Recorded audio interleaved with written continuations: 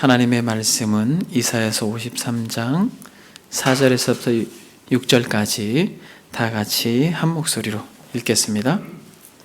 그는 실로 우리의 질고를 지고 우리의 슬픔을 당하였거늘 우리는 생각하기를 그는 징벌을 받아 하나님께 맞으며 고난을 당한다 하였노라. 그가 찔림은 우리의 허물 때문이요 그가 상함은 우리의 죄악 때문이라. 그가 징계를 받음으로 우리는 평화를 누리고 채찍에 맞음으로 우리는 나음을 받았도다.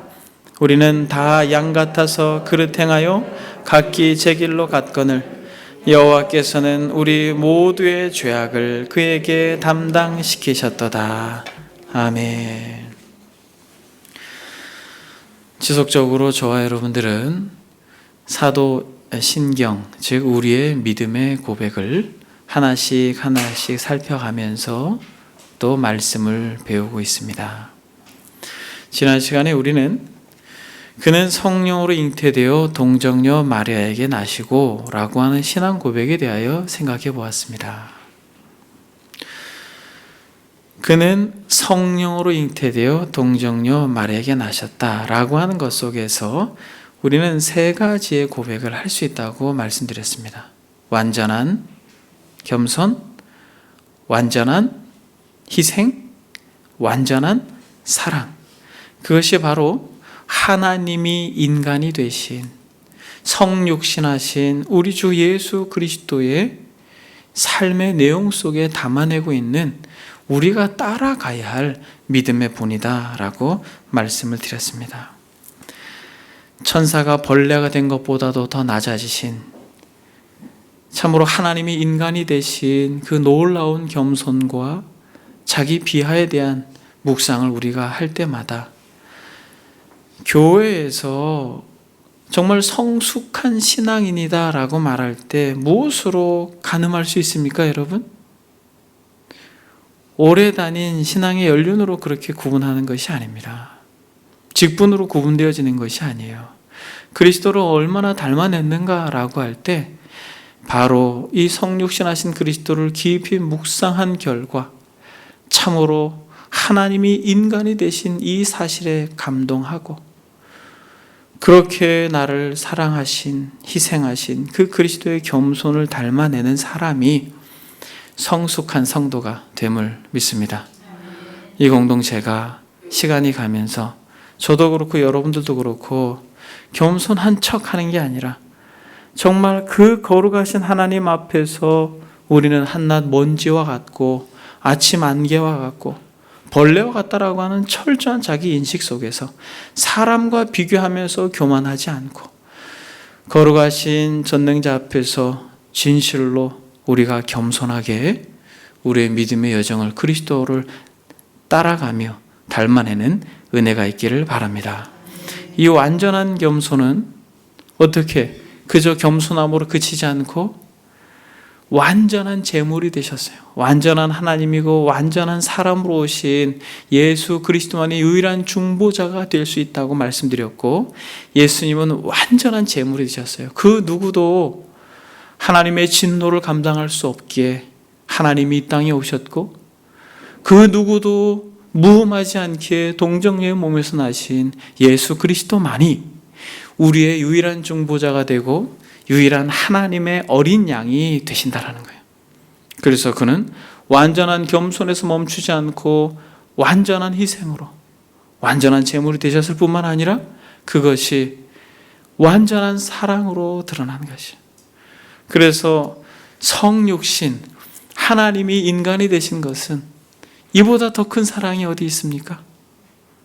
한 나라의 대통령이 우리와 교제하는 것도 우리를 참 사랑하고 배려하는 거지만은 우주 만물을 창조하신 전능자께서 인간이 되셔서 우리와 함께 하신다라고 하는 임마누엘의 사랑이 얼마나 크고 놀랍습니까? 그래서 요한 1서에서는 이렇게 말합니다. 하나님의 사랑이 우리에게 이렇게 나타난 바 되었으니 하나님이 자기의 독생자를 세상에 보내심은 그로 말미암아 우리를 살리려 하심이라. 여러분, 이것의 연장선상에서 오늘은 본디오 빌라도에게 고난을 받아 십자가에 못 박혀 죽으셨다라고 하는 것을 여러분들과 잠시 말씀을 나누길 원합니다. 사랑하는 여러분, 이 고백 속에서 우리는 예수 그리스도의 고난에 대하여 생각할 수 있습니다. 본디오 빌라도에게 고난받아 십자가에 못 박혀 죽으신 것이요. 어떤 학자들은 예수님은 죽지 않았고 기절했다가 깨어나셨다라고 말합니다만, 사랑하는 여러분, 죄의 싹은 사망이기에 완전한 인간으로 오신 예수 그리스도는 죽음으로 저와 여러분들을 살리셨습니다. 그러므로 우리 주님께서 완전한 사람으로 오셨는데 죄가 없는 사람으로, 의인으로 이 땅에 오신 것이요. 의인으로 이 땅에 오신 것은 고난받기 위해, 그리고 고난받은 후에 죽기 위해 이 땅에 오셨다라고 말씀드렸습니다. 의로우신 분께서, 죄가 없으신 분께서 고난받고 고통 가운데 죽으셨다라고 하는 이 사실을 우리는 믿는 것입니다. 여러분, 성경 인물 중에 가장 큰 고통의 대명사로 드러나는 인물이 있습니다. 누구입니까? 욥이죠. 욥은 고난의 대명사예요. 그래서 어떤 사람들은 욥에 대하여 설교하는 것을 좋아하지 않습니다.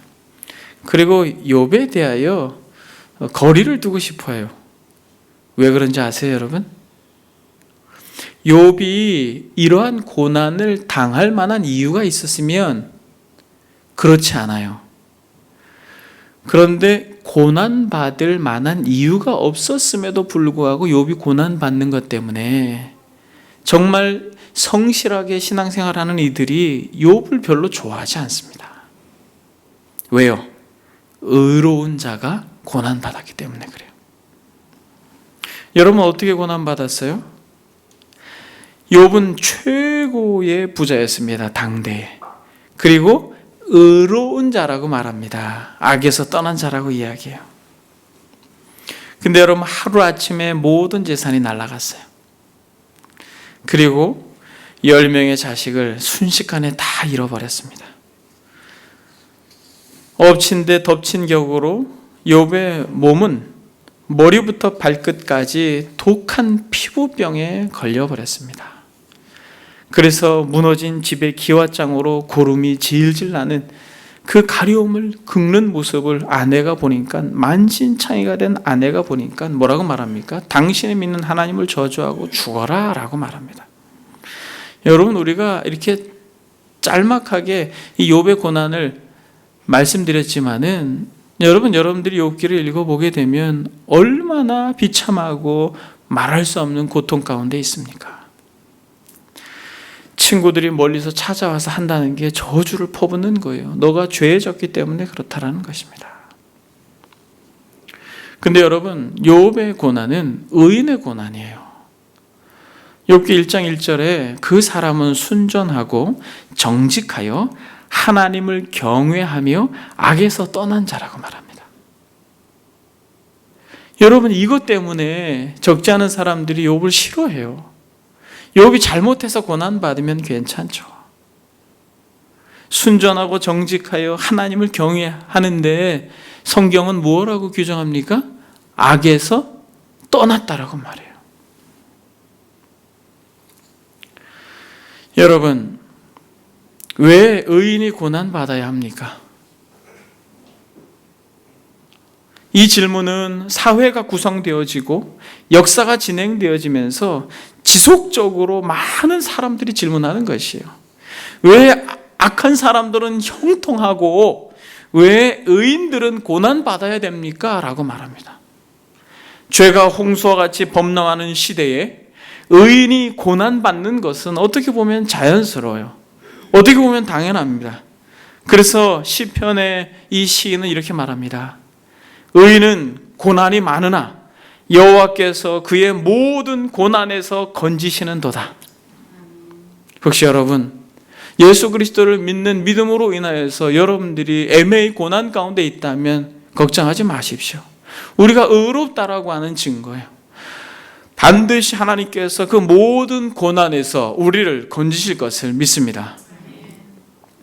여러분, 우린 여기서 진지하게 생각해 보아야 됩니다. 욥이 의인이에요. 그런데 여러분, 놀라운 것은 욥보다 더 의로운 분이 계시고 욥보다 더 심한 고난 가운데 인생을 사셨던 분이 계셔요. 여러분, 그분이 누구십니까? 우리 주 예수 그리스도. 여러분, 욥의 고난은 예수 그리스도께서 받으실 고난의 예표입니다. 의로우신 분, 죄가 없으신 분, 동정녀 몸에서 태어나신 분, 일반 생육법으로 태어나지 아니하고 무음하며 참으로 순전하고 의로우신 분, 그분이 고난받는 것, 이것을 예표하기 위하여 일찍이 욥의 고난이 성경에 기록되어 있는 것입니다.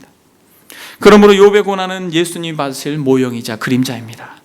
기름 부음 받은 이들, 선지자, 제사장, 왕이 예수 그리스도의 그림자였던 것처럼 의로운 욥의 고난은 바로 그리스도의 고난을 예표하고 있습니다.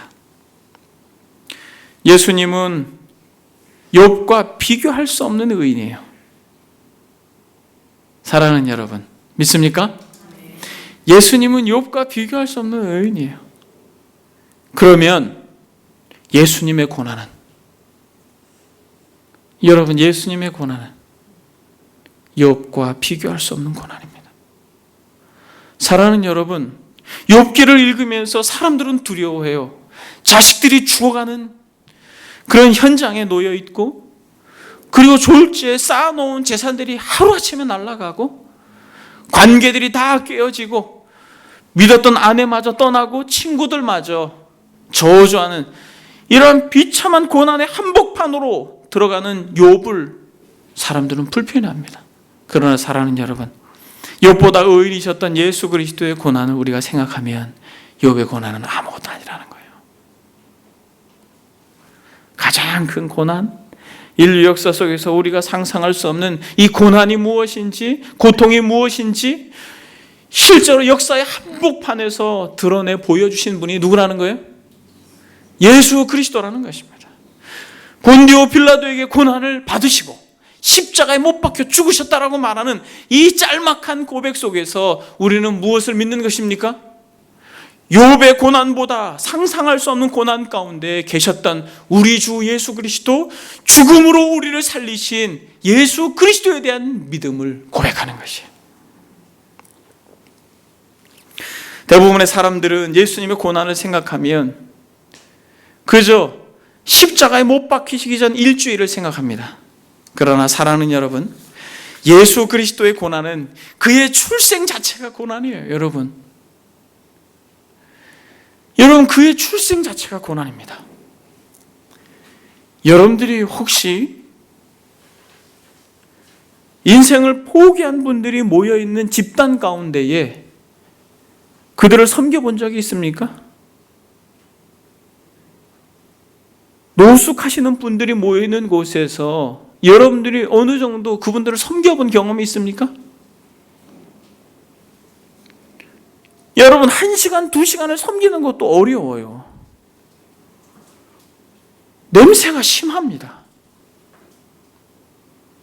그래서 교회들마다 그렇게 노숙자들을 섬기시는 분들이 섬기는 것은 좋지만은 악수를 안 해요. 그런데 여러분, 한번 생각해 보십시오. 그들이 머물고 있는 그 현장에 여러분들이 가서 일주일 동안 같이 생활한다고 해보세요. 아니, 일주일이 아니라 단 하루라도 그들과 함께 먹고 그들과 함께 잔다고 한번 해보십시오. 여러분, 그것이 고난이지 않습니까? 그것이 고난이에요. 사랑하는 여러분, 무음하신 분이, 완전한 하나님이 인간이 되셔서 마음속에 온갖 죄악으로 가득하고 자기밖에 모르는 더러운 벌레와 같은 틈바구니 속에서 아기로 태어난 것 자체가, 여러분, 우리는 상상할 수 없는 고난이에요. 우린 자연스럽습니다. 우리 인간들 틈바구니 속에서 같이 미워하고 같이 증오하고 같이 저주하는 것에 있어서 자연스러워요. 그러나 사랑하는 여러분, 죄가 없으신 분께서, 사랑 자체이신 그분께서 오셔서 죄인들과 더불어 계시는 것은 말할 수 없는 고통입니다. 그것도 흙덩이인 인간의 태중에 오셔서 그의 무한한 능력을 제한받으시고, 그리고 아기로 태어나서 말구유에 누우시고 가난한 목수의 아들로 30년간 노동하시고, 공생의 기간 동안에 여러분 얼마나 많은 고통이 있었습니까? 여러분, 이런 예수 그리스도의 전 생애가 고난이었다는 걸 생각할 때 세 가지만 여러분 간단하게 한번 생각해 보겠습니다. 예수님의 고난은 첫 번째, 육체적인 고난이었어요. 물리적으로 이 땅에 육체를 입고 오신 것 자체가 고난이었습니다. 모든 생애 자체가 고난이었어요. 특히 공생의 기간에 우리 주님께서는 저와 여러분들이 그렇게 쉬고 안식할 수 있는 거처가 그분에게는 없었어요. 나그네와 행인처럼 지내셨습니다. 여우도 굴이 있고 공중의 새도 거처가 있으되 오직 인자는 머리 둘 곳이 없다 하시더라 라고 말씀합니다. 주님께서 이 땅에 육신을 입고 오신 것 자체가 고난이지만은 가장 결정적인 고난은 바로 십자가에서 그 십자가 형틀로 죽음을 맞이하는 고난이에요. 우리 주님께서 십자가에 달리시기 전에 어떤 고난을 받으십니까? 육체적인 고통 가운데 채찍질을 당하죠. 근데 여러분, 이 채찍에는, 로마 병사들이 후려치는 채찍에는 납과 못이 달려 있어요. 치고 감아서 당길 때 살점이 떨어지는 거예요. 채찍으로 인하여 아픈 게 아닙니다. 채찍질을 하고 나서 그 채찍이 온몸에 감기고 그것을 다시 치려고 들을 때에 살점이 떨어지는 거예요. 툭툭 떨어지는 것입니다. 그래서 이 십자가형을 받는 사람들이 십자가를 지기 전에 피를 많이 흘려서 죽는 예도 있었다고 하는 거예요. 그리고 십자가에 매달려서 이글거리는 그 태양 아래에서 죽을 때까지 달려있는 것입니다. 어떤 사람은 이 십자가에 매달려서 3일씩 가곤 했답니다. 타는 듯한 목마름과 자신의 체중에 눌려서 손과 발이 찢기는 고통을 죽을 때까지 맛보는 것이에요. 그리스도의 이 육체적인 고통은 1분 1초를 우리가 생각할 때 상상할 수 없는 것이에요. 패션 오브 크라이스트라고 하는 영화 속에서 잔인하게 묘사가 된 바 있습니다만, 여러분, 육체적인 고통, 이것은 어떠한 인간이라 할지라도 평생 동안 한 번도 경험할 수 없는 그 고통을 예수 그리스도는 그의 삶 자체가 고난이었어요. 삶 자체가 고통이었습니다. 여러분, 삶 자체가 괴로움이셨어요. 어떤 사람은 그렇게 이야기합니다. 예수님은 하나님이셨기 때문에 고난이 덜 하셨을 거예요. 여러분, 그것은 예수 그리스도께서 완전한 인간으로 오신 것을 부인하는 자들입니다. 우리 주님께서 고난 받으실 때는 그는 완전한 인간이셨어요. 하나님으로 고난 받으신 것이 아니에요. 그리스도의 영으로 더불어 부활하셨지만은 그가 고난 받으셨을 때는 저와 여러분들과 동일한 성정을 가진 그 고난 한복판에서 우리 대신 죽으신 것이에요. 우리의 고백 속에서 로마의 총독의 이름이 계속해서 거론됩니다. 본디오 빌라도라고 하는 사람이 로마 제국의 군인이며 유대의 행정관으로서 총독으로 임명받은 이 본디오 빌라도라고 하는 이 이름을 우리의 고백 속에, 우리의 믿음의 고백 속에 계속해서 삽입시켜 놓은 것이 무엇입니까? 이 고난은 역사 속에 반드시 있었던 고난이었다라는 거예요. 그리스도의 고난은 역사 속에 이 고난이 실제로 존재했다라고 하는 것에 대한 고백인 것입니다.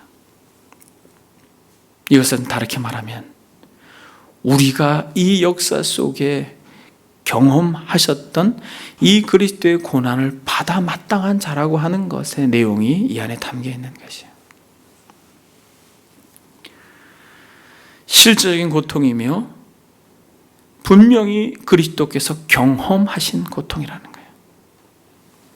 사랑하는 여러분, 아주 간단하게 그리스도의 육체적인 고난에 대하여 이렇게 말씀드리지만은 여러분 묵상하십시오. 본디오 빌라도의 고난받으사라고 하는 우리의 신앙의 고백을 우리가 예배 때마다 드릴 때 여러분, 우리는 진짜 그리스도의 고난이 육체적으로 얼마나 심각했는지 여러분, 우리 묵상해야 됩니다. 두 번째로 그리스도께서는 육체적인 고통뿐만 아니라 영적으로 한 인간이 경험할 수 있는 최고의 극치의 이 정신적인 고통을 그의 전 생애 속에서 경험하셨습니다. 여러분, 사람들이 정신적인 고통과 스트레스를 받는 것은 어떤 때예요? 관계적인 깨어짐 속에서 정신적인 스트레스를 많이 받습니다. 그리스도께서는 가족들에게까지도 오해를 받았어요. 친척들에게까지도 귀신 들린 자라고 그렇게 모함을 받았습니다. 이 유대인들에게는 비방과 모욕과 욕설을 지속적으로 받았고, 종교 지도자들, 장로들, 이들은 여러분 어떻게 했어요? 호시탐탐 그 증오와 적개심으로 예수 그리스도를 죽이고자 했습니다. 여러분, 이것을 한번 생각해 보십시오. 고난받았다라고 말할 때 여러분들이 처해 있는 어떤 조직과 여러분들이 처해 있는 어떤 환경 속에서 여러분들의 주변 사람들이 어떻게든 여러분들을 죽이려고 한다면, 이것을 단순히 어떤 정신적으로 죽이려고 하는 게 아니라 실제적으로 증오하며 여러분들을 죽이려고 한다면, 여러분들은 그 정신적인 스트레스가 얼마나 클지 상상이 가십니까? 종교 지도자들과 장로들은 예수님을 죽이고자 얼마나 혈안이 되었었는지 성경은 아주 잘 묘사합니다. 마태복음 26장에 보게 되면 대제사장들과 온 공회와 예수를 죽이려고 그를 칠 거짓 증거를 찾으매라고 말합니다. 마태복음 27장에는 새벽에, 그때 이른 아침에 모든 대제사장과 백성의 장로들이 예수를 죽이려고 함께 의논하였다라고 말합니다. 사랑하는 여러분, 가족들에게, 또 수없이 많은 유대인들에게, 종교 지도자들, 장로들에게, 이들에게 얼마나 많은 수치와 모욕과 욕설과 비방을 당했는지 여러분, 우리는 감히 상상할 수 없는 정신적인 고통을 받으신 것을 우리는 알게 됩니다. 여러분, 이것을 예수님이 이 공생애를 사실 때 이런 고통을 받으셨구나, 이런 모함을 당하셨구나, 이런 억울한 일이 있었구나 라고 여러분 이렇게 가볍게 넘기지 마십시오. 여러분들이 한번 이것을 적용해 보십시오. 여러분들이 만약에 어떤 한 이유 때문에 많은 사람들로부터 오해를 받고 미친 사람 취급받고 귀신 들린 사람 취급받는다면 여러분 견딜 수 있겠습니까? 견딜 수 있겠어요? 근데 여러분, 문제는 뭐냐면 이런 종교 지도자들 적대시하는 이들뿐만 아니라 누구마저도, 제자들마저도 예수 그리스도 그분에게 고난의 대상이 되었다는 거예요. 고난의 이유가 되었다는 거예요. 주님께서 제자들을 부르시고 같이 공생애를 사시지만, 같이 먹고 같이 자지만은, 그러나 문제는 무엇입니까? 같이 먹고 같이 자지만 딴 생각을 하고 있는 것이에요. 주님께서 십자가에 못 박혀 죽을 것이다라고 그렇게 자신의 마지막 죽음을 말씀하셨을 때에도 그들은 주님의 나라가 오게 될 때에 하나는 좌편에 하나는 우편에 앉게 해 주십시오라고 말하는 얼마나 이기적이고 얼마나 고집스러운 모습을 보였습니까? 대화가 안 돼요. 여러분, 가치관이 공유되지 않아요. 마음이 통하지 않습니다. 여러분, 이게 얼마나 큰 고통이에요. 얼마나 큰 괴로움이에요. 결국 어떻게 했습니까? 자신의 욕심에 눈이 멀어서 그렇게 예수님을 쫓았던 유다는 예수님을 팔아버리고, 수제자로 했던 베드로는 저주까지 하지 않습니까? 여러분, 우리는 이 예수님의 이 공생의 사건, 또 예수님이 이 땅에서 삶을 사셨을 때 이러한 구체적인 스토리들을 우리가 읽어가면서 그저 쉽게 간과해서는 안 되는 것이에요. 그리스도께서 얼마나 고난 가운데 있으셨을까? 단순히 십자가에 못 박혀 죽으신 것뿐만 아니라 그가 이 땅에서 삶을 살아가실 때에 본디오 빌라도에게 고난받아 십자가에 못 박혀 죽으셨다라고 하는 이 우리의 믿음의 고백 속에서 이 정신적인 고통, 이것이 얼마나 심했는지를 우리는 알아야 하는 것입니다.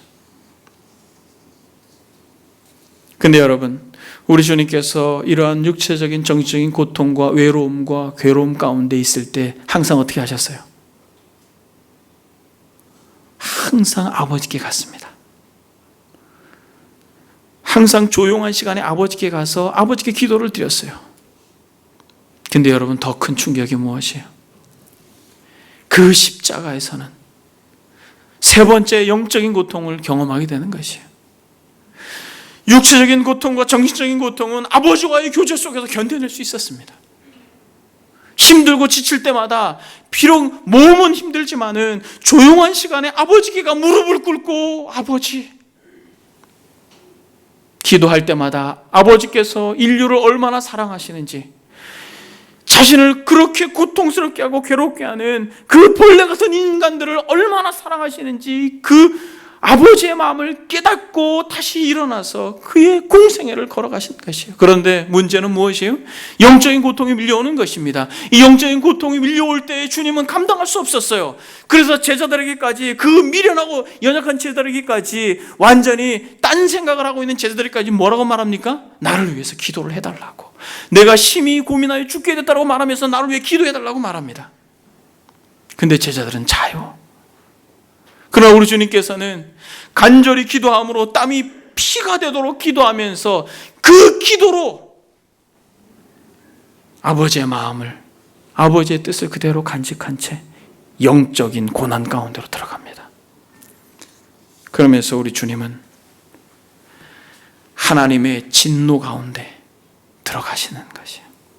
심히 두려워 떠시면서 영원 전부터 누렸던 그 관계의 친밀함을 깨트리는 영적인 고난으로 들어가십니다. 마치 이삭이 아버지 아브라함과 같이 아주 친밀한 교제와 은혜를 누렸던 그 이삭이 결국에 아버지의 칼에 죽어야 했던 그 순간을 맞이하는 것이에요. 그러면서 주님께서 뭐라고 말합니까? 예수께서 크게 소리질러 이르되 엘리 엘리 라마 사박다니 하시니 이는 곧 나의 하나님 나의 하나님 어찌하여 나를 버리셨나이까. 사랑하는 여러분, 지옥에서부터 경험되어지는 절규입니다. 아무리 힘들어도 아버지께 나아가 기도할 때는 그 힘든 마음이 해결됐어요. 그런데 이 순간만큼은 아버지도 등을 돌립니다. 아버지도 눈을 감았어요. 칠흑같이 어두움이 밀려오면서 아버지도 눈을 감고 등을 돌렸어요. 육체적인 고통과 정신적인 고통은 이것에 비할 바가 못되는 거예요. 아버지도 눈을 돌린 그 영적인 고통의 터널을 지나십니다. 사랑하는 여러분, 왜 예수님께서 이러한 고통을 받으셔야 됐습니까? 정신적인 고통, 육체적인 고통, 영적인 고통, 본디오 빌라도의 고난 받으사 왜 십자가에 못 박혀 죽으셔야만 됐습니까? 사랑하는 여러분, 오늘 본문만큼 수백 년 전에 이사야의 예언 속에서 담겨있는 오늘 본문만큼 이 질문에 대한 답을 시원하게 하는 게 없어요. 그가 찔림은 우리 허물 때문이요, 그가 상함은 우리 죄악 때문이요, 그가 징계를 받음으로 우리는 평화를 누리고 그가 채찍에 맞음으로 우리는 나음을 받았도다. 사랑하는 여러분, 그리스도께서 우리가 너무나도 가볍게 스킵해버린 그의 고난이 다른 것 때문에 그런 것이 아니에요. 의로운 욥이 고난받은 것은 다른 것 때문이 아닙니다. 그리스도를 예표하기 위해서요. 그리스도의 고난은 무엇을 의미합니까? 의로우신 그리스도께서 고난받은 건 무엇 때문이에요? 누구 때문이에요? 그가 찔림은 우리의 허물 때문이요, 그가 상함은 우리의 죄악 때문이라. 그가 징계를 받음으로 우리는 평화를 누리고 그가 채찍에 맞음으로 우리는 나음을 받았도다. 우리는 다 양 같아서 그릇 행하여 각기 제 길로 갔거늘 여호와께서는 우리 모두의 죄악을 그에게 감담당시키셨도다. 그가 곤욕을 당하여 괴로울 때에도 그의 입을 열지 아니하였으며 마치 도수장으로 끌려가는 어린 양과 털 깎는 자 앞에 잠잠한 양같이 그의 입을 열지 아니하였도다 라고 말합니다. 사랑하는 여러분, 예수님께서 우리의 죄를 위해 죽으셨다라고 하는 그러한 고백을 우리가 입으로 하고 그렇게 우리의 신앙의 여정 속에서 고백을 하지만은, 사랑하는 여러분, 만약 이것이 진실로 저와 여러분들의 고백이라면 우리의 삶이 지금보다는 조금 달라져야 되지 않아요? 여러분, 이런 육체적, 정신적, 영적인 고난을 감당하신 것은 그리스도의 이 죄 때문이 아니라 바로 하나님이 그토록 사랑하는 저와 여러분들 때문이에요. 근데 여러분, 우리는 무엇으로 구성됩니까? 여러분, 우리는 무엇으로 구성돼요? 우리는 내가 모여서 우리가 되는 것입니다. 사랑하는 여러분, 우리라고 하는 이 단어 속에 피하지 마십시오. 여러분들 한 사람 한 사람의 말할 수 없는, 상상할 수 없는 이 죄 때문에 그리스도께서 죽으신 것입니다. 꼬마아이가 물었어요. 예수님이 십자가에 돌아가셨어요. 진지하게 저한테 묻더라고요. 막내 아들이, 예수님 십자가에 돌아가셨어요. 그래서 제가 물었습니다. 예수님 십자가에 왜 돌아가셨지? 뭐라고 말하는지 아세요? 우리의 죄 때문에요, 이렇게 이야기를 하는 거예요. 우리의 죄 때문에. 그래서 제가 이렇게 말했죠. 아니야, 너의 죄 때문이야 라고 얘기했어요. 성민아, 너의 죄 때문이야 라고 말했어요. 그러니까 이 아이가 뭐라고 말하는 줄 아세요? 그러니까 그건 아니고 우리의 죄 때문에 예수님이 죽었다는 거예요. 여러분들도 그렇습니까? 여러분도 우리라고 하는 것에, 그저 우리라고 하는 것에 여러분들을 포함시켜서 가볍게 넘어가고 싶습니까? 이 어린아이가 논리적으로 자기는 아니라고 변명하고 있는 것처럼 여러분들도 나는 아니라고 말하고 싶습니까? 사랑하는 여러분, 여러분들의 한 사람의 죄가 그리스도를 십자가에 매달았습니다. 한 사람의 죄가 이토록 심각한 것이에요. 모든 사람은 자신의 죄 때문에 죽습니다. 그러나 예수님은 바로 저와 여러분들의 죄 때문에 죽으시는 것이에요. 여러분, 이것이 얼마나 복된 고백입니까? 모든 사람들은 자신의 죄 때문에 영벌받을 것입니다. 그러나 예수 그리스도를 믿는 이들은 나의 죄 때문에 그리스도께서 죽으셨다라고 하는 이 고백 때문에 우리는 영생할 줄 믿습니다. 사랑하는 여러분, 우리의 죄가 얼마나 크면 어거스틴은 이렇게 말합니다. 오 인간이여, 그대의 죄악이 얼마나 큰지 이를 대속하기 위해 치른 싹이 엄청남을 보고 이 죄의 그 무게에 짓눌려 죽으신 그리스도를 우리는 사랑해야 합니다. 사랑하는 여러분, 왜 예수께서 십자가에 죽으셨나요? 본디오 빌라도에게 고난받으셔서 십자가에 못 박혀 죽으셨죠. 여러분, 왜 십자가에 죽으셨어요? 세례 요한은 어떻게 죽었습니까, 여러분? 목 베어 죽었죠. 스데반은 어떻게 죽었어요? 예수님께서는 목 베임을 당하지 않고 돌에 맞지 않고 가장 고통스러운 십자가형을 감당하셨습니다. 여러분, 왜 그리스도께서 십자가에 달려 돌아가셨어요? 그것은 성경을 이루게 하기 위함입니다.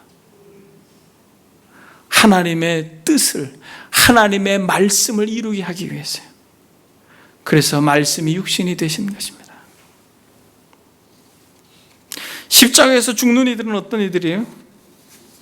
여러분, 십자가에서 죽는 이들은 정말 극악한 죄를 진 자들이에요. 예수님은 죄명이 무엇입니까? 로마의 정부에 반역한 반역죄예요. 자칭 유대인의 왕이라고 하는 반란을 꿈꿨다라는 것입니다. 그래서 십자가에서 반역에 실패한 자들은 공개적으로 처형을 받았습니다. 가장 무섭고 처절한 고통을 맛보게 해야 한다는 것이요. 그리고 사람들이 그거를 목격해야 된다는 것이요. 그것을 봐야 된다는 것입니다. 왜요? 다시는 반역하지 않게, 다시는 반역을 꿈꾸지 않게 사람들 앞에서 공개적으로 비참하게 죽여야 된다는 것이요. 그러나 여러분, 실제로 우리 주님께서 죽으신 것은 로마 정권 아래에서 반역자로 죽으신 것이 아니라 하나님의 진노 아래에서 하나님의 나라의 반역자로 죽으시는 것이에요. 여러분, 이것은 뭘 의미합니까? 예수 그리스도께서 십자가에 못 박혀 죽은 이 사건은 사람을 둘로 나누는 것이에요. 하나님 앞에 반역하면 안 되겠구나. 하나님을 무시하면 안 되겠구나. 하나님께 도전하면 안 되겠구나. 하나님의 자리에 내가 있으면 안 되겠구나 라고 하는 철저한 각성 가운데 있는 이들은 그 예수 그리스도의 그 십자가의 영광 가운데, 그 고난의 영광 가운데 그들의 마음속에 가장 깊숙한 곳에서 고백할 것입니다. 예수 그리스도, 그분의 죽으심은 바로 하나님의 나라를 이루게 하기 위함이다. 나는 예수 그리스도께서 하나님을 반역함으로 저주받아 죽는 모습 가운데 나는 하나님을 반역하지 말아야지라고 하는 철저한 믿음 가운데로 나아가는 사람이 있는 반면, 여전히 지금도 예수께서 십자가에 못 박히신 것을 무시하는 인생들이 있다는 거죠. 그래서 사랑하는 여러분, 요한이 요한복음에서 뭐라고 말하냐면 아들을 믿는 자는 영생이 있고 아들을 순종치 아니하는 자는 영생을 보지 못하고 하나님의 진노가 그 위에 머물러 있느니라라고 말합니다. 십자가를 보면서 우리는 깨닫습니다. 단순히 감상적으로 나의 죄를 위해 죽으신 예수님 사랑합니다라고 하는 것에서 멈추지 마시고 반역하면 안 되겠구나, 교만하면 안 되겠구나, 완전한 겸손으로 제물이 되어주신 그 사랑의 그리스도를 우리가 끝까지 믿고 소망해야 되겠구나 라고 하는 그 믿음이 바로 본디오 빌라도에게 고난받아 십자가 못 박혀 죽으셨다라고 하는 이 고백 속에서 같이 되어지는 고백인 것입니다. 그러므로 사랑하는 여러분, 예수 그리스도께 피하지 않는 이들, 예수 그리스도를 진실로 믿지 않는 이들, 그들은 갈라디아서 3장 13절에서 말하고 있는 것처럼 율법의 저주에서 우리를 속량하셨으니 기록된 바 나무에 달린 자마다 저주 아래 있는 자라라고 말한 것처럼 예수 그리스도께 피하지 않는 모든 인생들은 율법의 정죄 아래 저주받을 것입니다. 그러나 예수 그리스도를 믿음으로 소망하는 인생들은 저와 여러분들을 대신하여 죽으신 그 고난을 대신 받으신 그리스도로 인하여 영생할 것을 믿습니다. 사랑하는 여러분, 이 사실을 진실로 믿는 저와 여러분들은 우리의 고난 가운데 이 고난을 진실로 나의 것이라고 믿고 주를 따르는 인생들의 고난과 그저 그리스도를 믿지 않고 이 세상 한복판에 고난받는 인생들과 아주 놀라운 질적인 차이가 있다는 것을 우리는 깨달아야 됩니다. 전 세계가 코로나로 인하여서 고난 가운데 있습니다만, 사랑하는 여러분, 그리스도의 고난을 모르는 인생들은 그저 두려워해요. 그저 불투명한 미래를 인하여 괴로워합니다. 그러나 우리는 아니에요. 우리는 달라요. 사랑하는 여러분, 돛을 단 배가 바람이 세게 불면 세게 불수록 목적지를 향하여 빨리 가는 것입니다. 우리는 이 상황을 하나님을 경외하지 않는 이들과 같이 보지 않습니다. 진실로 그리스도의 고난을 이해하는 이들과 그리스도의 고난을 제대로 이해하지 못하는 이들과 관점이 같을 수가 없는 것이에요. 그래서 아무리 칠흑같이 어두운 고난이 우리를 뒤덮고 있다 할지라도 사랑하는 여러분, 그것은 그저 구름에 불과합니다. 여러분, 무엇에 불과하다고요? 구름에 불과해요. 주보를 한번 보겠습니다. 성경 나눔 옆에 보게 되면 그리스도인의 고난, 윌리엄 브리지라고 하는 청교도 목사님이 이런 글을 썼습니다. 만약 위에서 빛이 비치고 있음에도 불구하고 사람이 어둠에 휩싸이게 된다면 그때 그것은 밤이 되어 찾아온 어둠이 아니라 구름으로 말미암은 어둠일 것입니다. 따라서 그것은 하나님의 백성에게 항상 엄습하게 되는 것입니다. 하나님의 백성은 결코 고통과 시험과 버려둠 가운데 있는 것이 아닙니다. 하나님의 백성은 궁극적인 구원을 얻기 전까지는 하나님의 특별한 섭리, 곧 고난이 따르는 구원을 받게 된다는 것입니다. 이것은 잠시 구름을 거치게 하고 빛을 비치게 하는 것과 같습니다. 그래서 하나님의 백성은 모든 고난의 와중에서도 나의 어두운 밤의 어둠이 아니라 구름으로 인한 어둠이라고 확고하게 말할 수 있습니다. 칠흑같이 어둠의 밤이 아니라 구름으로 인한 어둠이라는 것이에요. 결론적으로 성도들에게 절망은 없습니다. 다만 그들에게는 구름이 있을 뿐입니다. 따라서 그들은 문제는 구름일 뿐이고 그 구름은 곧 사라질 것이다 라고 담대하게 말할 수 있는 것입니다. 사랑하는 여러분, 저와 여러분도 이렇게 볼 수 있는 것이에요. 구름일 뿐이고 그 구름은 곧 사라질 것입니다. 사랑하는 여러분, 지금 현재 이 나라와 전 세계가 경험하고 있는 이 구름과 같은 것이 고난이 무엇인지 아는 참된 성도들에게는 구름같이 지나갈 것이다라고 하는 것을 믿음으로 우리 자신을 성찰하는 은혜가 있기를 바랍니다. 한 가지만 적용하고 말씀을 마치겠습니다.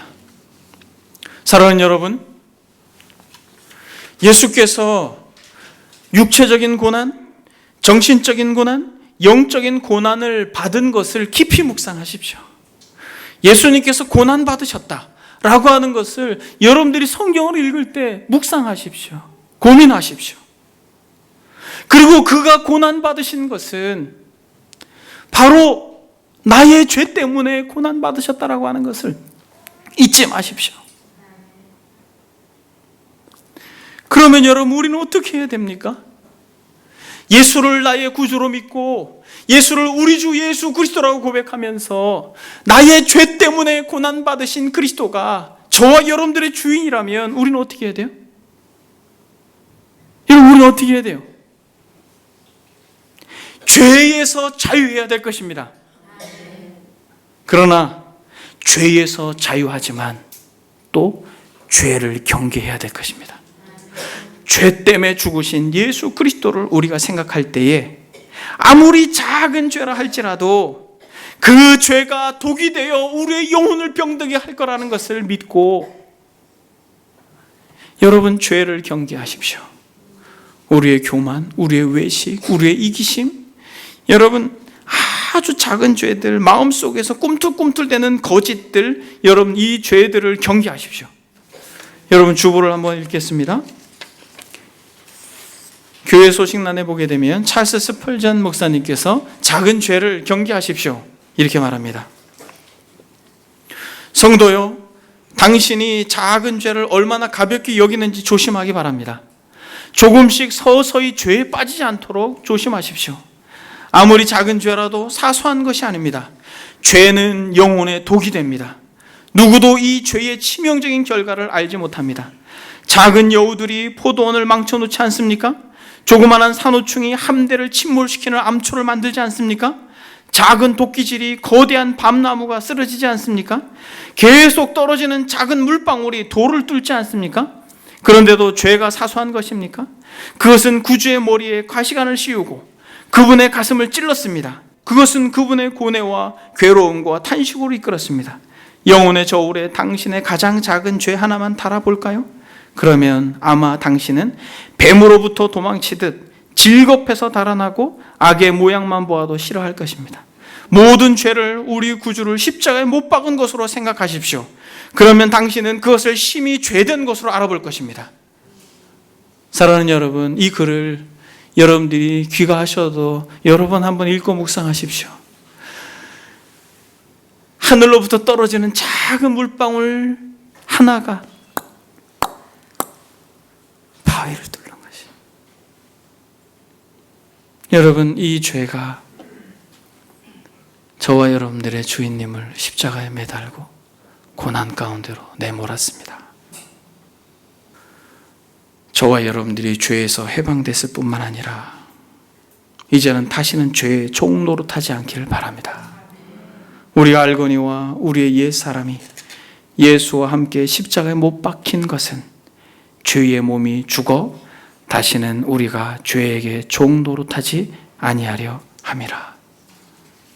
사랑하는 여러분, 저와 여러분들은 죄와 싸울 수 있는 자들입니다. 저와 여러분들은 죄를 이길 수 있는 자들이에요. 그리스도께서 우리의 죄를 위해 죽으셨다는 것을 우리가 깊이 묵상함으로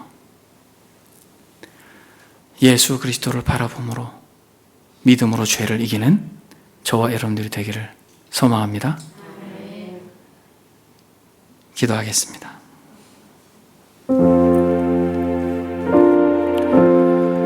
그저 우리를 홀로 두지 않고 십자가에 못 박혀 죽으신 예수 그리스도는 성령을 보내주셔서 죄와 싸울 수 있는 능력을 우리에게 주셨습니다. 이 시간에 여러분, 아무리 작은 죄라도 가볍게 여기지 맙시다. 우리의 게으름, 우리의 교만함, 우리의 무지, 우리의 외식, 우리의 거짓, 여러분, 아무리 작은 죄라도 그 죄 때문에 그리스도께서 죽으셨음을 알고 이 시간 우리의 마음을 그분께 내어드리고 우리의 마음을 다하여 회개하는 시간이 되기를 바랍니다. 기도하겠습니다.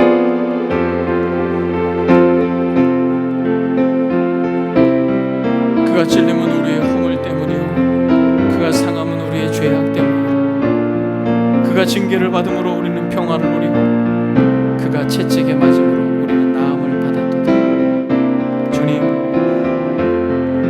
그리스도의 육체적인 고난과 정신적인 고난과 영적인 고난에 대하여 우리에게 가르쳐 주십시오. 그 고난이 우리가 받아야 될 고난이었음을 우리가 알게 도와주시고, 주님, 우리가 주님을 얼마나 사랑해야 되는지 하나님 더 가르쳐 주셔서 예수 그리스도 우리의 유일한 소망이 되신 분, 정말 그분을 향하여 우리의 마음이 집중되고 세상의 화려한 것들에 더 이상 마음을 빼앗기지 아니하고 예수 그리스도 앞에 우리가 무릎을 꿇고 그 은혜를 구하는 참으로 겸손하고 정직한 권속들이 되도록 은총을 베풀어 주옵소서.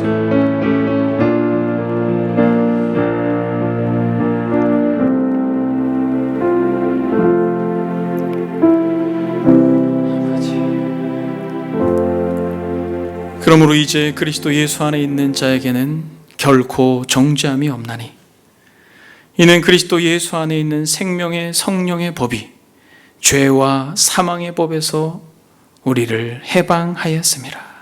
주님, 율법이 육신으로 말미암아 연약하여 할 수 없는 그것을 하나님께서 그리스도로 말미암아 성령을 통하여 우리에게 허락하여 주시고 죄를 분별하고 죄와 싸울 수 있는 그러한 은혜를 우리에게 주셔서 감사합니다. 그가 찔림은 우리의 허물 때문이요 그가 상함은 우리의 죄악 때문이라고 고백한 이 이사야의 고백이 우리의 고백임을 믿고 우리의 죄 때문에 고난받으신 그리스도를 사랑하는 마음으로 주님, 작은 죄라도 경계하여 거룩한 주의 백성 될 수 있도록 우리에게 한량없는 은혜와 긍휼을 더하여 주옵소서. 이것이 우리의 분명한 믿음의 고백임을 믿고 우리가 이 사도신경을 고백할 때마다 그리스도의 고난을 깊이 묵상케 하옵소서. 감사드리며 예수님의 이름으로 기도드립니다. 아멘.